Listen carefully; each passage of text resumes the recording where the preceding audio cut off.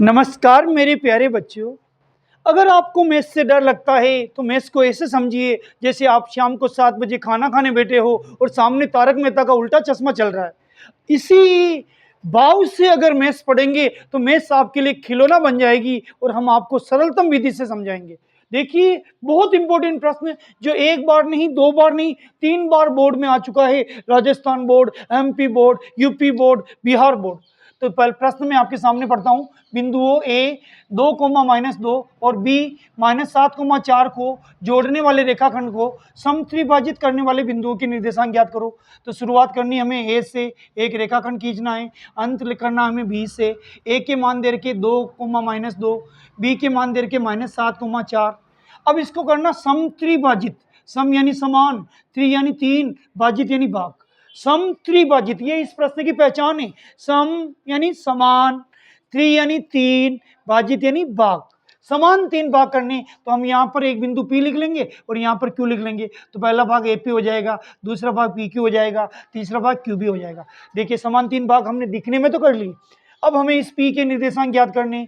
तो X वाला सूत्र जो कल हमने वीडियो में बताया था, सूत्र याद करने का तरीका भी बताया था कि आपको 2 बार mx लिखना है, फिर 12 लिखना है और फिर 21 लिखना है और नीचे m1 + m2 हर सूत्र में आता है। अब देखिए, m1 किसे कहते हैं? तो यहाँ से यहाँ तक का भाग, बताइए सिंगल है तो ये अनुपात हो जाएगा 1, और यहाँ P से लेके B तक का भाग डबल है तो ये अनुपात हो जाएगा 2। तो m1 का मान तो हो जाएगा 1 और m2 का मान क्या हो जाएगा 2।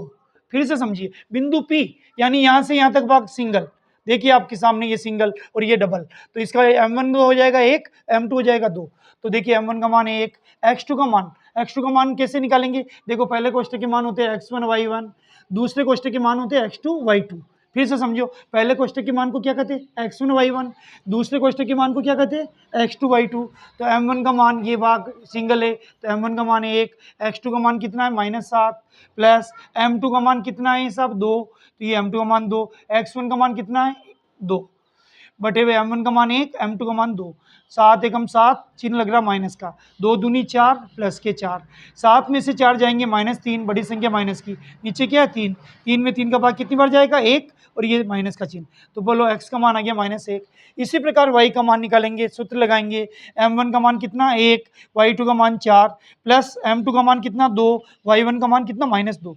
अब मैं बार बार आपको ये नहीं कहूंगा कि पहले कोष्ठक के मान को x1 y1 कहते, दूसरे कोष्ठक के मान को x2 y2 कहते, ये स्वतः याद हो जाएगा। पहले कमरे में कोई अलग मेहमान ठहरे, दूसरे कमरे में अलग मेहमान ठहरे, जो पहले कमरे में ठहरे वो मेहमान x1 y1 और दूसरे कमरे में ठहरे वो x2 y2।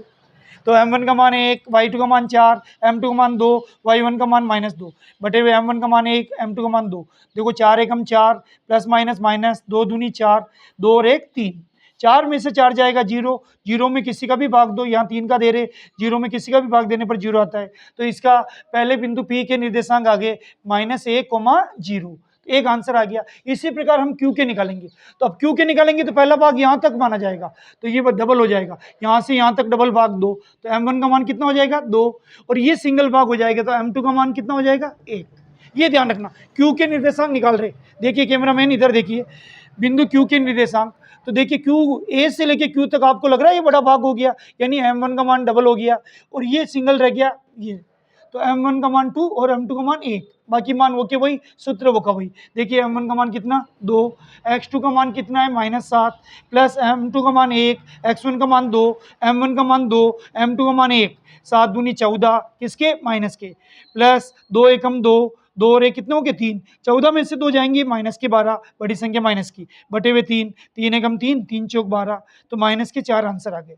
इसी प्रकार y वाला सूत्र लगाएंगे, सूत्र वो का वही, केवल पुत्र अलग होंगे, संख्या अलग होगी। बोलिए m1 का मान कितना 2, y2 का मान 4, m2 का मान 1, y1 का मान -2, m1 का मान 2, m2 का मान 1, 4 दूनी 8, प्लस माइनस 2 एकम 2, 2 और 1 कितने होंगे 3, 8 में से 2 जाएंगे 6, 6 में 3 का भाग कितनी बार जाता है 3 एकम 3, 3 दूनी 6, तो ये y का मान आ गया 2, x का मान आया -4, तो इसके आंसर आ गए -4,2।